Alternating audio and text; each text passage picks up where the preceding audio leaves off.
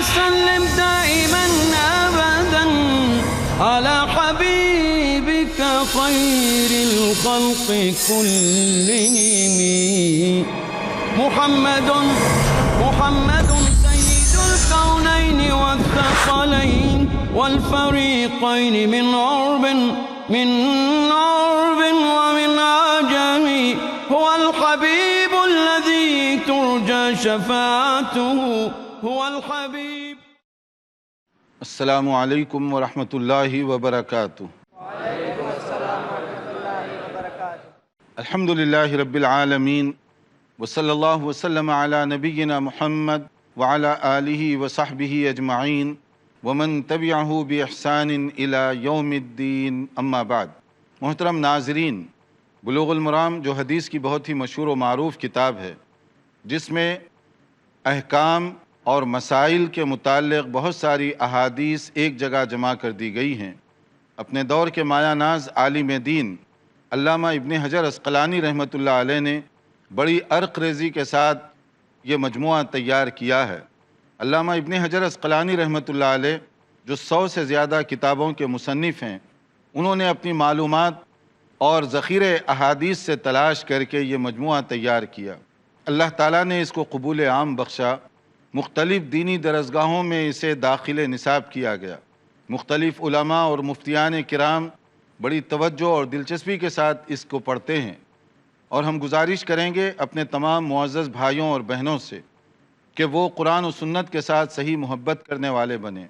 پڑھیے حدیث کو، سمجھیے حدیث اور عمل کیجیے حدیث کے مطابق، کیونکہ یہی دنیا اور آخرت کی کامیابی کا بڑا ذریعہ ہے، اور یہی رسول اکرم صلی اللہ علیہ وسلم کی قدردانی کا ایک طریقہ ہے. اس کے بغیر نبی سے ہماری محبت ادھوری اور ناقص ہوگی. اگر ہم سب کو نبی کریم صلی اللہ علیہ وسلم سے محبت اور عقیدت ہے تو پھر ہم آپ کی اتباع کریں، اور وہ اتباع یعنی پیروی زندگی کے تمام معاملات میں ہونی چاہیے. مسجد میں بھی ہم سنت کی قدر کریں تو گھر جائیں تو سنت کی قدر کرنے والے بنیں. تجارت میں جائیں تو سنت کو پہچاننے والے بنیں. حکومت میں جائیں تو سنت کے تقاضوں پر عمل کریں. لین دین کے مسائل ہوں تو سنت ہی ساتھ چلے.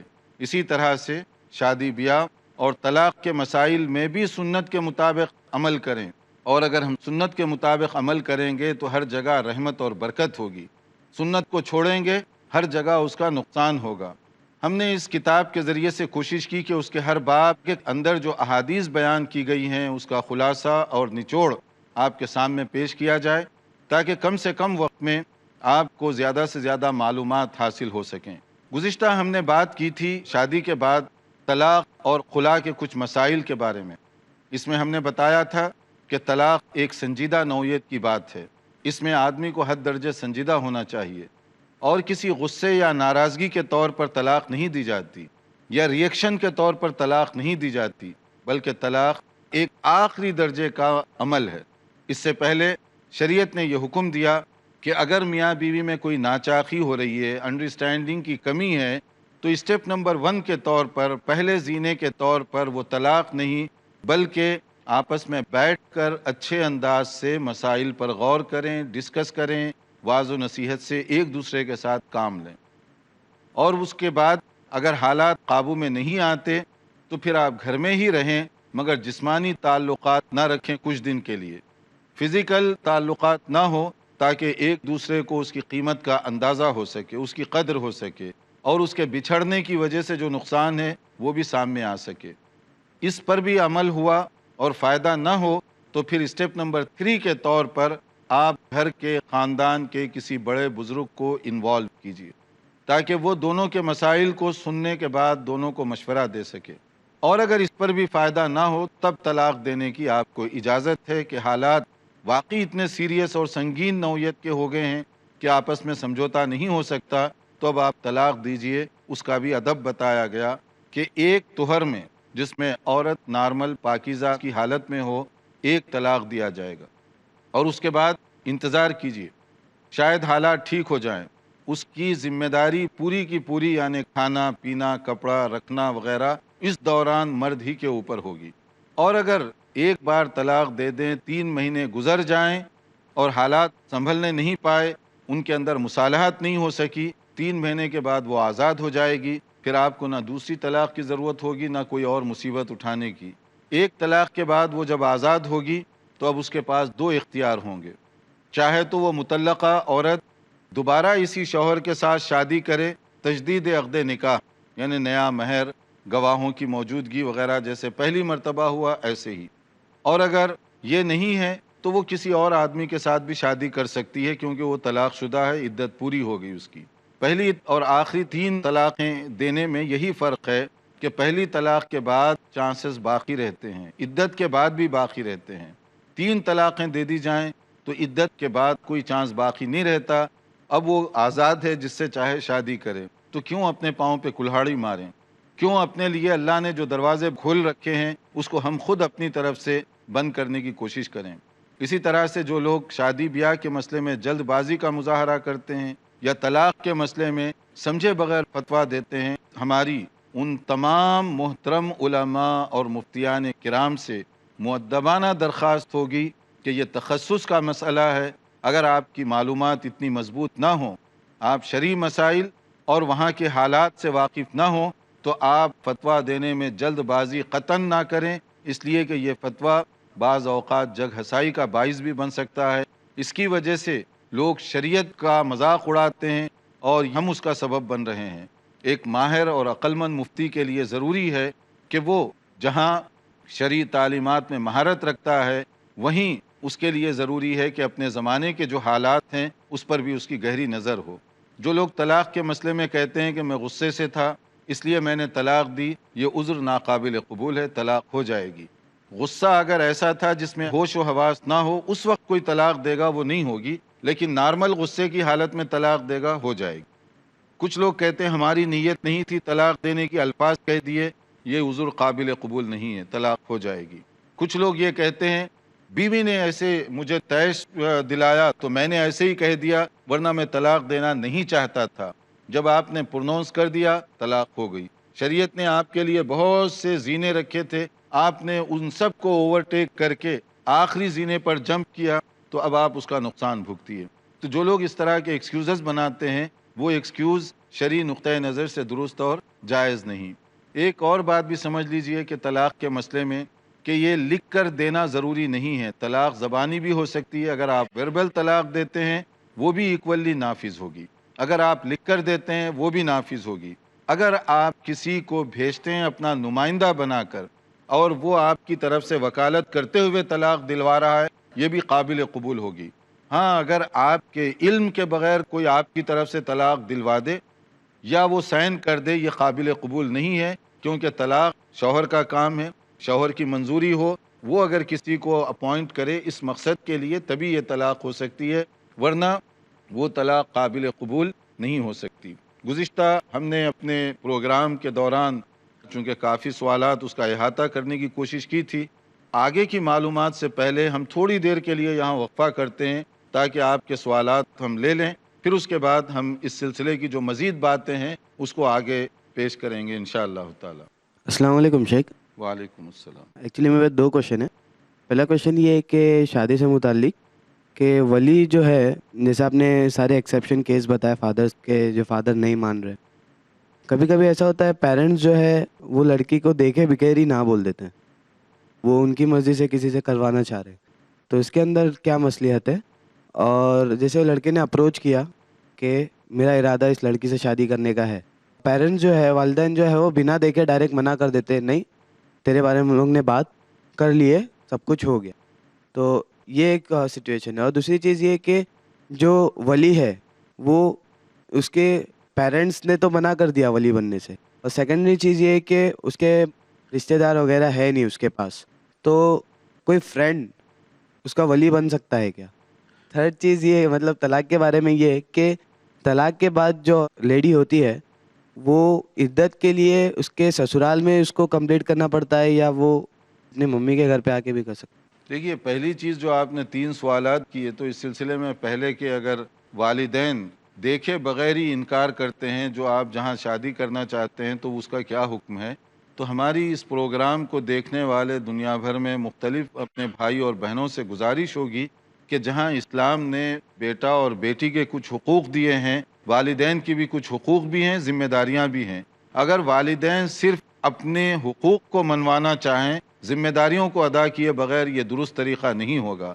کم سے کم والدین کو اتنا تو سمجھنا چاہیے کہ اگر آپ کی اولاد آپ کی رسپیکٹ کرتی ہے، آپ سے پوچھ رہی ہے، اجازت لینا چاہتی ہے، آپ دیکھے بغیر سمجھے بغیر نہ کریں گے تو اس کا ایک ریئیکشن پیدا ہوگا، اور وہ ریئیکشن بھاگ کر شادی کریں گے، غلط تعلقات رکھیں گے اور آپ اس کا سبب بنے۔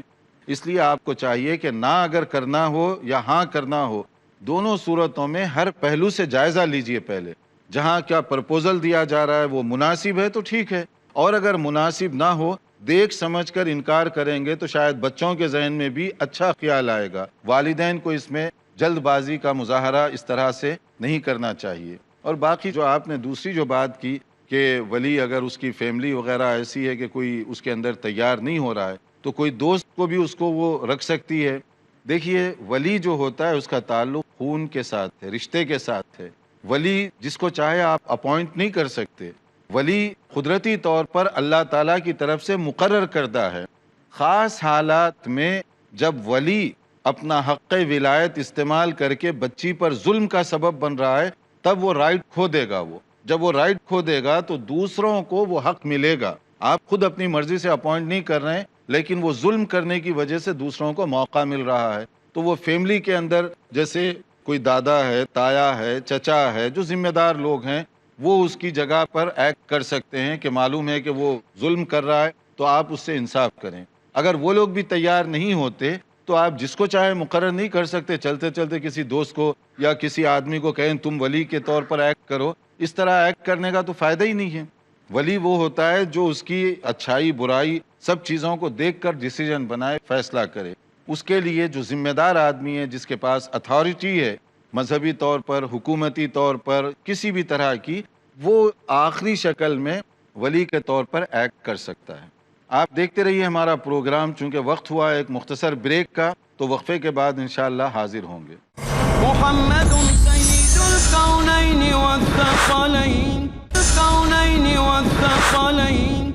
ناظرین، وقفے سے پہلے ہم بتا رہے تھے کہ طلاق کے مسائل، خلا کے مسائل بہت ہی سنجیدہ نوعیت کے ہیں، اسی لیے ہم نے کوشش کی کہ زیادہ سے زیادہ سوالات کے جوابات دیے جا سکیں، کیونکہ یہ انتہائی نازک قسم کی بات ہے، اس لیے اس میں جلد بازی دونوں کے لیے، یعنی لڑکے کے لیے، لڑکی کے لیے، دونوں کے متعلقین کے لیے نقصان کا سبب بن سکتی ہے۔ اس کو بہت ہی غور کرنے کے بعد، حالات کا ہر طرح سے جائزہ لینے کے بعد فیصلہ کرنا چاہیے۔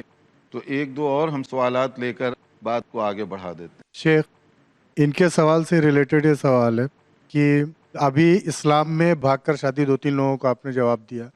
جب اسلام میں لو میرجز ہے ہی نہیں ہے، شادی سے پہلے کوئی عشق کا کوئی کانسیپٹ نہیں ہے، تو بھاگ کر شادی کا کوئی کانسیپٹ نہیں پیدا ہوتا ہے۔ جو بھاگ کر شادی کرتے ہیں وہ غلط ہے یا صحیح ہے؟ دوسرا سوال، آئے دن اخباروں میں آتا رہتا ہے یا نیوز میں رہتا ہے مسلمانوں کے بیچ میں کہ سسر نے بہو کا ریپ کر دیا۔ اس حالت میں کیا لڑکا جو ہے، لڑکے کی بھی کوئی غلطی نہیں اور لڑکی کی بھی کوئی غلطی نہیں، لڑکا اس کو اپنے ساتھ ایز اے بیوی رکھ سکتا ہے یا نہیں رکھ سکتا؟ یہ دو جو آپ نے سیریس مسئلے چھیڑے ہیں کہ اگر بھاگ کر جانا جو ہے شرعی طور پر یہ غلط ہے۔ ہم نے اس سے پہلے بھی بتایا، 5ویں پارے کا پہلا پورا صفحہ، صرف ایک صفحہ، گھر میں بیٹھے ہوئے معزز بھائیوں اور بہنوں سے ہماری گزارش ہوگی کہ ایک صفحے کا آپ ضرور مطالعہ کریں، اور خاص طور پر نوجوان جو اس طرح کی شادی کا پلان بنائے ہوئے ہیں۔ شادی بیاہ کے سلسلے میں 2 بنیادی شرطیں اس میں رکھی گئیں۔ ایک محسن سواد کے ساتھ، محسن یعنی عزت عفت کی حفاظت کرنے والا اور عزت اور عصمت کی حفاظت کرنے والی۔ پہلی شرط یہ ہے کہ کوئی لڑکی شادی کے بغیر کوئی کانٹریکٹ کرتی ہے تو شرعی طور پر یہ غلط اور ناجائز، حرام ہو جائے گا۔ عزت اور عفت کی حفاظت دونوں کے لیے ضرورت ہے، صرف لڑکی نہیں، لڑکے کے لیے بھی ایکولی ضروری ہے۔ اسی طرح دوسری جو چیز ہے، ولا متخذات اخدان، یعنی دوستی نہ بناؤ۔ Friendship, girl friend, boy friend کا جو تصور ہے، اسلامی اعتبار سے یہ جائز نہیں ہے۔ یہ 2 شرطیں ہر شادی کے لیے ضروری ہیں۔ اسلام میں جس کے ساتھ آپ پراپر پلان کر رہے ہیں آپ شادی کرنے کے لیے، دیکھنے کی اجازت ہے، صرف ایک نظر دیکھنے کی شریعت اجازت دیتی ہے۔ دوستی کرنے کی، فری مکسنگ کی، ادھر ادھر تفریح کے لیے جانے کی اسلامی نقطہ نظر سے قطعاً اجازت نہیں ہے۔ دونوں یہ چیزیں سامنے ہونی چاہیے۔ باقی جو دوسرا آپ نے ایشو پیش کیا وہ بہت ہی سیریس مسئلہ ہے کہ اگر کہیں سسرا فادر ان لا اگر اپنی بہو کے ساتھ زنا کر دیتا ہے تو اس کا کیا حکم ہے. یہ بہت ہی سیریس اور سنگین قسم کا گھناؤنا بدترین جرم ہے. اس لیے بدترین جرم ہے کہ زناکاری کو اسلام نے حرام قرار دیا، اور زنا اگر پڑوسی کی عورت کے ساتھ کوئی کر رہا ہے تو یہ اور بھی زیادہ بدترین جرم میں اس کو شامل کیا گیا. نبی صلی اللہ علیہ وسلم نے پڑوسی کی عورت کے ساتھ اس طرح سے اگر کوئی کر رہا ہے تو اس کو گناہ کبیرہ میں سمجھا. کیوں؟ اس لیے کہ پڑوسی کے ساتھ آپ کے تعلقات کا امکان زیادہ ہوتا ہے. باہر کے کوئی اجنبی ہوں تو ان سے کانٹیکٹ کرنے میں ذرا دیری ہوتی ہے، پڑوسی کے ساتھ یہ رکاوٹیں نہیں ہوتی. اس لیے اس ٹرسٹ کو خراب مت کیجیے، اس اعتماد کو خراب مت کیجیے. اگر کوئی اس اعتماد کو خراب کر رہا ہے تو گناہ کبیرہ کا مرتکب ہے. اور اگر کوئی آدمی گھر کے اندر رہتے ہوئے مقدس ترین رشتہ سسرے اور بہو کا ایسے ہی ہے جیسے باپ اور بیٹی کا رشتہ ہوتا ہے، اگر باپ اور بیٹی کے رشتے کو آپ مجروح کریں گے اور اس کے ساتھ زناکاری کریں گے تو ہر آدمی کو سوچنا چاہیے کہ اس کا جرم کتنا ہوگا. پڑوسی کی بیوی اگر اس کے لیے اتنا سخت سیریس مقام ہے اسلام میں، اتنی سخت سزا رکھی گئی، تو جو اپنی بہو کے ساتھ اس طرح کی غلط حرکت کرے تو اس کے بارے میں کیا ہوگا؟ اس کے لیے اسلامی حکومت کے اندر بہت سخت ترین سزا ہے. ایسے آدمی کے لیے جو اس طرح کی حرکت کرے اس کے لیے تو سخت ترین سزا ہے. یعنی اس آدمی کے لیے جو سزا ہے وہ سنگسار ہے. سنگسار کرنے کا مطلب ہے کہ اس کو میدان میں کہیں کھڑا کر کے پتھر مار کر ختم کر دیا جائے. یعنی وہ آدمی اس قابل نہیں ہے کہ مسلم معاشرے کے اندر زندہ رہ سکے، یعنی ایک معزز شہری کے طور پر زندہ رہ سکے، یہ اس کا حق نہیں ہے. اس لیے کہ اس نے کئی غلطیاں کی. زناکاری ایک غلطی ہے، اور پھر اپنی بہو کے ساتھ اس سے بڑی، اپنے گھر میں یہ کام کر رہا ہے تو اس سے بڑی یہ غلطی ہے. تو اس لیے اس کے لیے زانی آدمی کے لیے سنگسار کرنے کی سزا رکھی گئی. لیکن یہ سزا صرف ان علاقوں میں جہاں اسلامی حکومت نافذ ہو. باقی جو لوگ ہیں وہ تو یہ سمجھ سکتے ہیں، کیونکہ یہ ہمارا پروگرام صرف مسلم ممالک نہیں بلکہ دنیا بھر میں لوگ دیکھتے ہیں جہاں اسلامی حکومت نہیں ہے. ان کے لیے یہ سمجھا جا سکتا ہے کہ یہ کتنا سیریس ایشو ہے، یہ کتنا سنجیدہ ایشو ہے کہ کوئی آدمی اگر اس لیول پر اپنے آپ کو نیچے اتار لیتا ہے، اگر کوئی اس طرح کی حرکت کر بیٹھے تو اس کا پھر افیکٹ کیا ہوگا؟ کیا وہ رشتہ ختم ہو جائے گا؟ تو ایک بات جان لیجئے، حرام کسی کام کی وجہ سے حلال رشتوں پہ فرق نہیں پڑتا.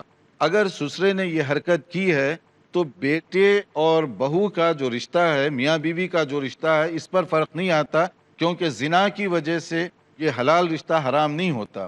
یہ اپنی جگہ حلال ہے، وہ مجرم ہے جس نے یہ حرکت کی ہے. راجح اور پرائرٹی کی جو بات ہے وہ یہی ہے کہ ایک حرام کام کی وجہ سے جو حلال ان کے درمیان شادی ہوئی ہے وہ متاثر نہیں ہوگی. السلام علیکم شیخ. وعلیکم السلام. میرا 2 سوال ہے. ایک سوال یہ ہے، اگر کسی کا نکاح ہوا اور رخصتی سے پہلے جو ہے طلاق ہو گیا تو جو مہر اس کو باندھا گیا ہے، دیا گیا اس کو، تو اس میں مطلب کیا کریں؟ دے دیں اس کو لڑکی کو یا نہ دیں؟ اور دوسرا سوال، اگر کوئی آدمی اپنی بیوی کو یہ کہے کہ دین سے سمبندھت اگر کوئی کام تو کرتی ہے تو تجھ کو طلاق ہے، جبکہ بیوی اس سے بہت پیار کرتی ہے، وہ دونوں بہت پیار کرتے ہیں آپس میں، تو وہ کیا کرے؟ ایک طرف تو اس کا پتی جا رہا ہے، دوسرا طرف اس کا دین جا رہا ہے، تو اس سچویشن میں کیا کریں؟ دیکھیے ماشاءاللہ، جو آپ نے پہلا سوال کیا کہ اگر کوئی شادی ہو جائے رخصتی سے پہلے ہی طلاق کی نوبت آ جائے، تو ہم تو دعا کرتے ہیں اور ہم آپ کو ہدایت بھی دیں گے سبھی لوگوں کو کہ شادی اور طلاق یہ دونوں بہت سنجیدہ نوعیت کی چیزیں ہیں. اس میں اس طرح کے مذاق اور اس طرح کی چیزیں نہیں ہونی چاہیے. لیکن اگر کبھی ایسے حالات پیدا ہو گئے کہ آپ نے نکاح کیا اور اس کے بعد رخصتی سے پہلے کوئی ایسے اختلافات ہو گئے، بات سنگین ہو گئی اور وہ چھوڑنے کا مسئلہ ہی آگے فائنل کے طور پر آ رہا ہے، طلاق کے بغیر کوئی چارہ کار نہیں ہے، طلاق دی جا سکتی ہے. ایسی صورت میں اگر طلاق دیں تو اس کے 2 طریقے ہیں. ایک تو یہ کہ طلاق دینے کے بعد وہ لڑکی پر عدت نہیں ہوگی، کیونکہ اس کی رخصتی نہیں ہوئی، آپس میں وہ رہے نہیں، کچھ نہیں، تو اس طرح سے عدت نہیں ہوگی. لیکن اگر اس کا دل رکھنے کے لیے کم سے کم آدھا مہر اس کو دے دیا جائے کہ بیچاری کا ایک داغ تو آپ نے لگا دیا اس کو، تو اس لیے اگر اس کے ساتھ کچھ نہ کچھ معاملہ ہمدردی کا ہو تو یہ زیادہ بہتر شکل ہے. دوسری جو شکل آپ نے پیش کی کہ اگر میاں بیوی میں انبن ہوتی ہے اور وہ بیوی پر پابندی لگاتا ہے کہ تم کام نہ کرو یا فلاں جگہ نہ جاؤ، پھر بھی وہ جاتی ہے اور آپ اتنی پابندی سخت لگاتے ہیں کہ طلاق سے مشروط کر دیتے ہیں، تو دیکھیے جب شرط آپ لگائیں گے بیوی پر، مثلاً کوئی آدمی کہے کہ اگر تم گھر کے باہر نکلے یا فلاں دکان پر گئے تو تم پر طلاق ہے، تو اس کو کہتے ہیں مشروط طلاق، کنڈیشنل طلاق۔ تو کنڈیشن جب پوری ہوگی تو وہ طلاق بھی ہو جائے گی۔ طلاق کے لیے اگر آپ نے یہ پابندی لگائی کہ تم گھر سے باہر فلاں آدمی کے پاس ملنے کے لیے گئے تو میری طرف سے طلاق ہے، اگر وہ چلی جاتی ہے تو پھر وہ طلاق ہوگی۔ لیکن اگر ایسی کوئی آپ جو ہے شرط رکھتے ہیں جس میں جو ہے اس طرح کی کوئی بات نہ ہو، جیسے شادی سے پہلے ہی آپ کہہ دیں کہ میں اس کو طلاق دیتا ہوں، تو یہ ہوا میں طلاق ہوگی، کیونکہ ابھی بیوی بنی نہیں، آپ اس کے لیے وہ شرط رکھتے ہیں، وہ قبول نہیں ہے۔ جیسے کہا گیا اذا حرم الرجل امرأته فهو یمین یکفرها، اگر کوئی آدمی اپنی بیوی کو پہلے ہی حرام کر لیتا ہے، شادی نہیں ہوئی، کہتا ہے فلاں عورت مجھ پر حرام ہے، پھر شادی ہو گئی اسی کے ساتھ، تو اب کیا حکم ہے؟ تو یہ صرف ایک قسم سمجھی جائے گی، اور قسم کا جو کفارہ ہے وہ اس کو ادا کرنا پڑے گا، بیوی کے طور پہ وہ رکھ سکتے ہیں۔ لیکن اس طرح کی مشروط جو طلاقیں ہیں، بیوی پر ایسی شرطیں لگانا، یہ خود اپنے پاؤں پہ کلہاڑی مارنا ہے، اس سے پرہیز کیجیے۔ السلام علیکم۔ وعلیکم السلام۔ اگر حالت حیض میں طلاق دی گئی ہے تو اس پر اسلامک رولنگ کیا ہے؟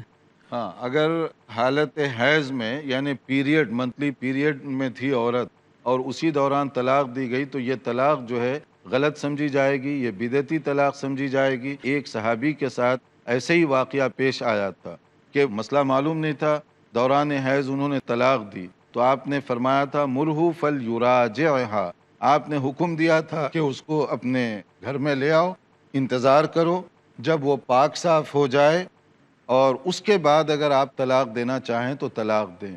تو اس دوران طلاق دینے سے منع کیا گیا۔ میرا دوسرا سوال ہے، کوئی نان مسلم اپنی مسلمہ بیٹی کا ولی ہو سکتا ہے یا کوئی عورت کسی عورت کا ولی ہو سکتی ہے؟ ہاں، یہ ماشاءاللہ بہت اچھا سوال آپ نے کیا کہ کوئی غیر مسلم ماں باپ ہیں اور ان کی بیٹی مسلمان ہو گئی تو کیا باپ ولی بن سکتا ہے؟ غیر مسلم ہے وہ نہیں بن سکتا، اس لیے کہ مسلمان بیٹی کی ولایت اور اس کے حقوق کا تحفظ غیر مسلم باپ نہیں کر سکتا، اس لیے وہ حق ولایت کھو دے گا۔ وہاں جو ذمہ دار ہے، چاہے وہ امام ہو، قاضی ہو یا حکمران ہو، وہ ولی کا کردار ادا کرے گا۔ ایک جز اور تھا شیخ، کوئی عورت کسی عورت کا ولی ہو سکتی ہے؟